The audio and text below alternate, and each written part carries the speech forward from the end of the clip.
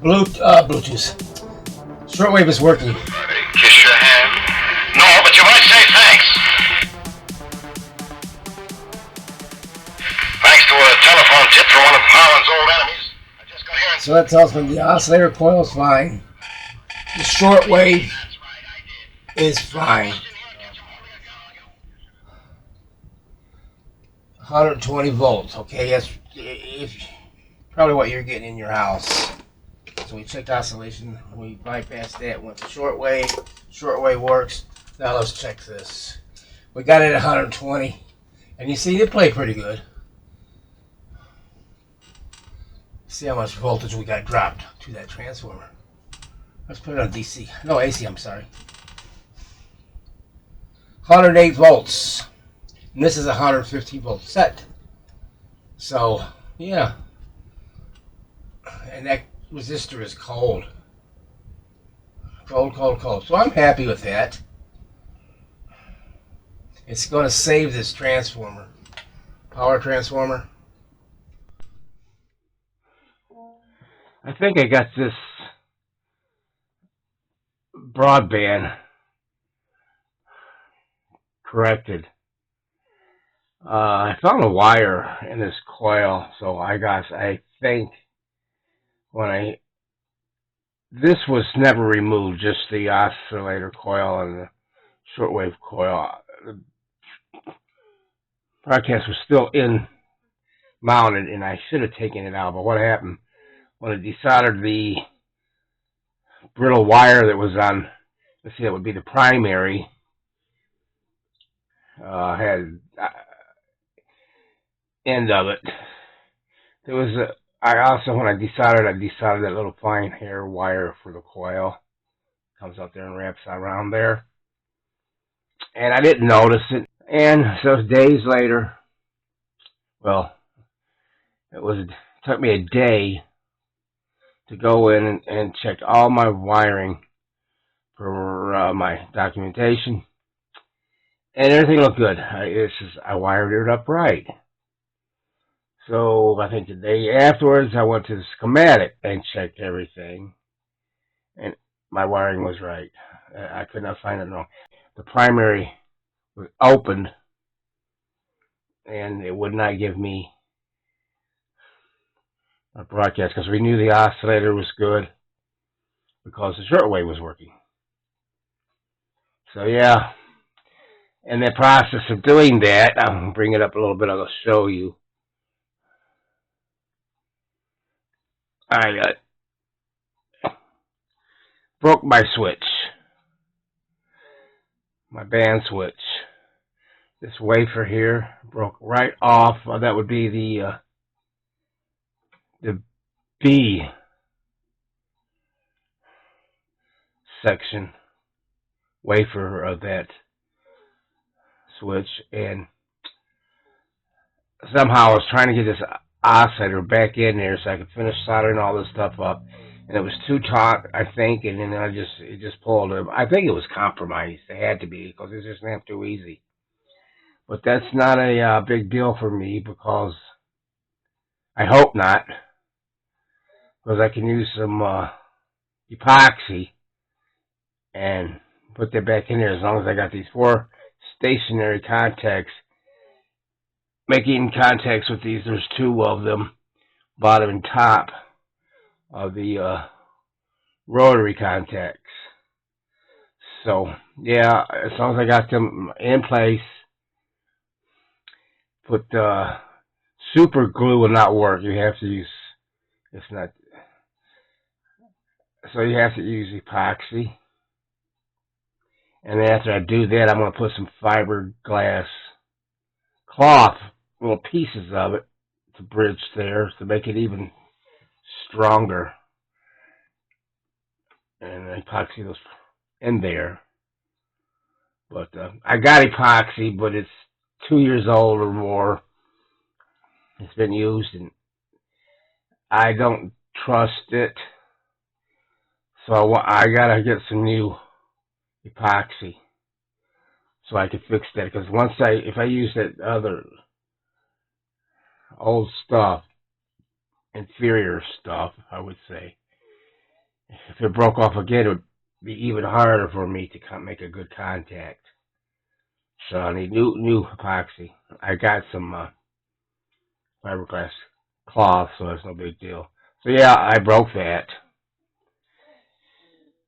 Unfortunately. Okay, I've got this thing glued with the fiberglass cloth on it, right here, on this end here where it broke, and then right here. I got 2 sheets of it on there. I was able to get on there. I can get another sheet on there. Perhaps I'll go back behind it and add a couple more sheets. I don't know if you can see this stuff here on this card. But don't drop it. We got a glare. But it's right there. And if you cut it too short and stuff, you can start seeing the fibers start separating. But when I put it into the epoxy bath, using my tweezers, I was able to get it in there and put them into place. So that's going to strengthen that quite, I mean, really, really strengthen that. That fiberglass is really good for stuff like that. So I'm going to let that dry for 24 hours, cure for 24 hours, and then I'm going to try and do the inside one. I might put another layer there, but I don't think it's necessary. If I get one on the inside,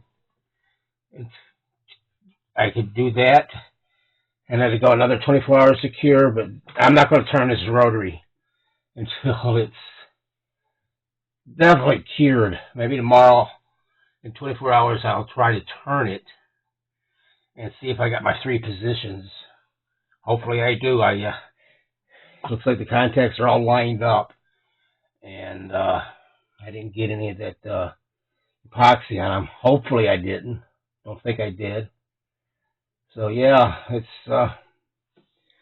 coming along. Only thing I can do, unless he changed the switch, and I ain't about to get. I don't have one for that. But yeah, it's there, on there.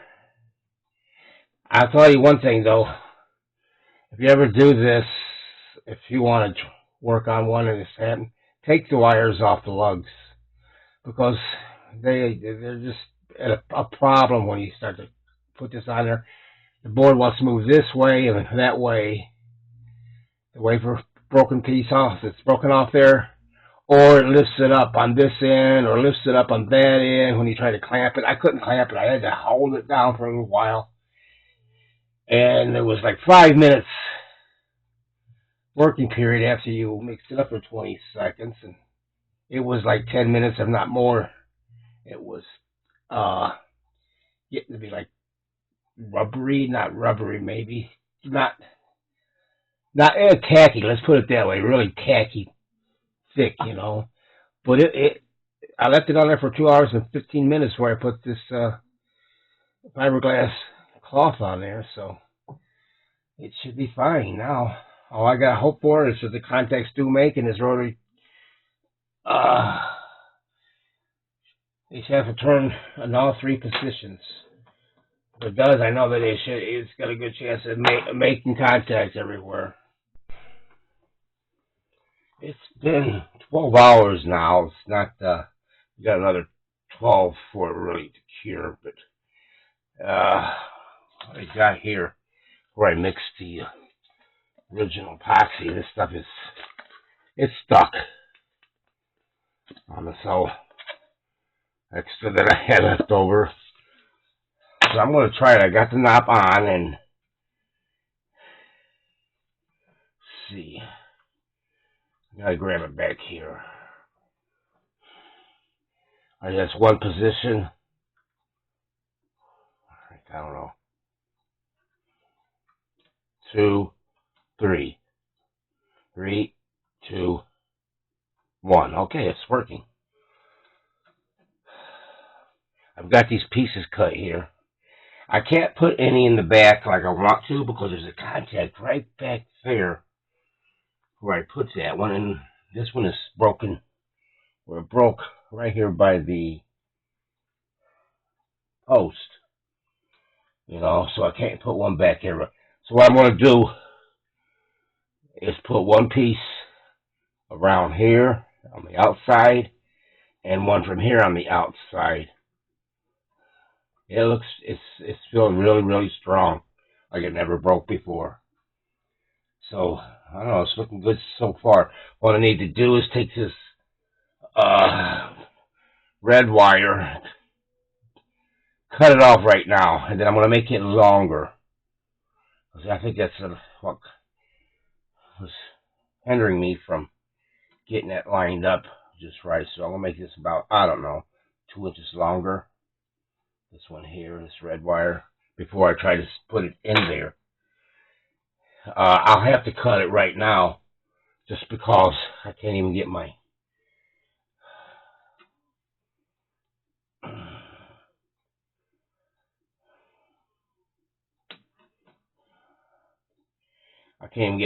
yeah, it's already glued. Looks like to the switch. There it is. And get some of this excess. It's off. There it is. So what I'll do is I'll go ahead and put a piece there. From where it broke, from there to there, maybe from here to here, just to reinforce that. And then one from here to there. I'll cut the excess off on the outside where it's sticking out. And I can do that now because it's been 12 hours and now you can see I can turn it. 1, 2, 3. All right. I'm just hoping that the contacts are making. I'm thinking they will be. And it's like I say, it feels sturdy now. I'm just going to reinforce it a little bit more, like stitch work, if you will, and from here to there, or all whatever, from there all the way around, and then this point to that point with wrapping it around it. And then I'll make them wide. Got the cuts here, and you see there how they're unraveling. The fibers are just getting this all over my clothes, but it's fiberglass. It's going to be fiber, which is a good thing. It's porous. It'll take the epoxy, and I'll just do that and that will really strengthen that up where it will not break. It'll break somewhere else before it breaks where I broke it.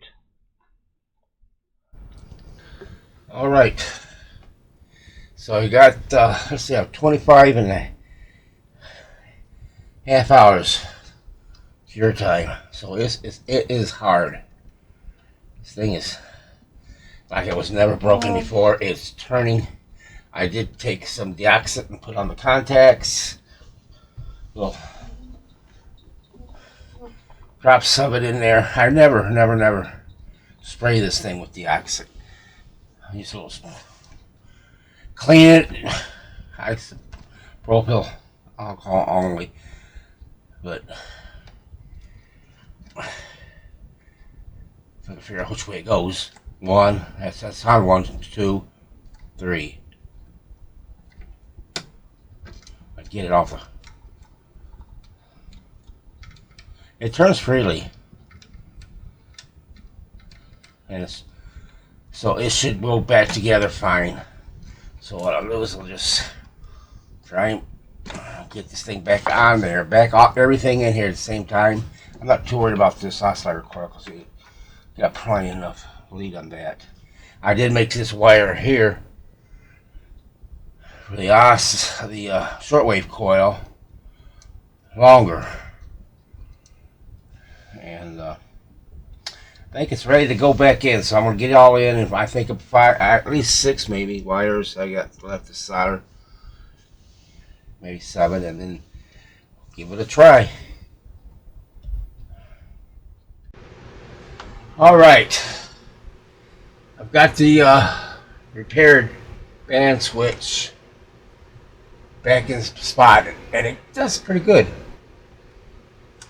It's our 1, 2, 3. 3, 2, 1. So it seems like, well, at least it's working the way it should. The oscillator and all the, what was this? The shortwave and the broadcast back in space, in place, and I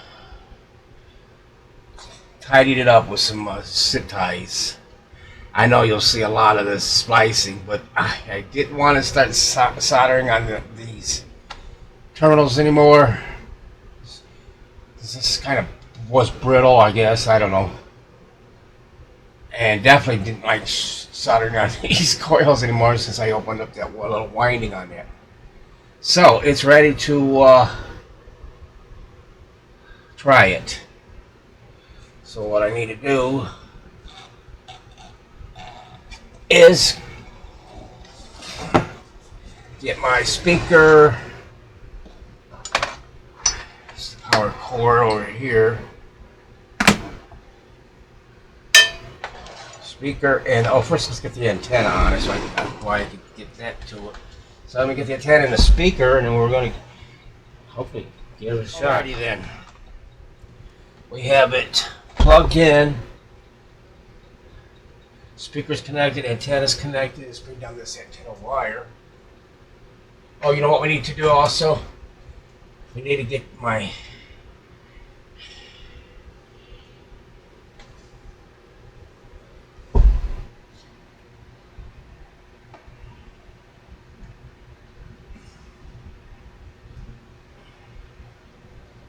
get this out of the way for right now. I want to try it on both, you know. So I got my shortwave.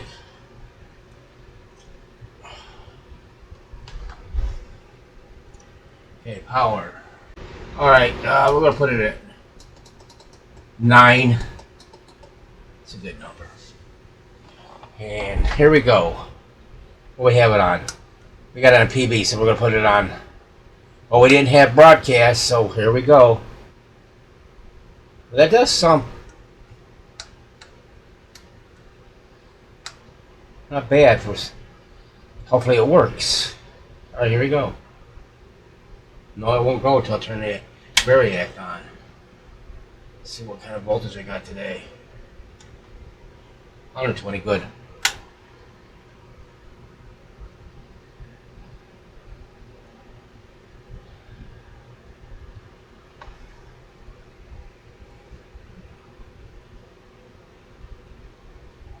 Everything's. There's some static.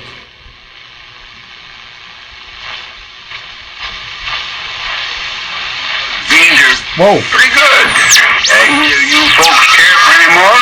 No. Hey! Thank you, Pete. Here, I'll give you a hand with the dishes. No. Couldn't do this. Let's try shortwave now. You know that works. All right. Ready to hit the hay. I'll bunk down in the shed. Oh, no, we wouldn't think of putting you in such trouble. Don't worry about it, man. That's interesting. I can sleep anywhere, anytime. Besides, that bed ain't much softer than the floor. Pete, don't you ever get lonely living here? All right, I got this on AM I like it like at that. 900, and it's off, so definitely not going to have to have Been here a 30 light. years prospecting Should be right for there. gold. Didn't find much, but enough so that I can buy a little food and a few other things they need every now and then. So Okay, let's try shortwave. Now, most folks dream.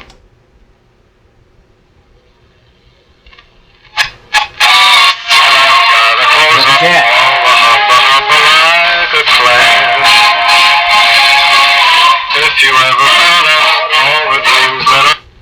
Back to AM. A real pot of gold, bigger than Okay, anything you ever check seen it out. or dreamed of, probably. In the desert? I don't understand. Shortwave.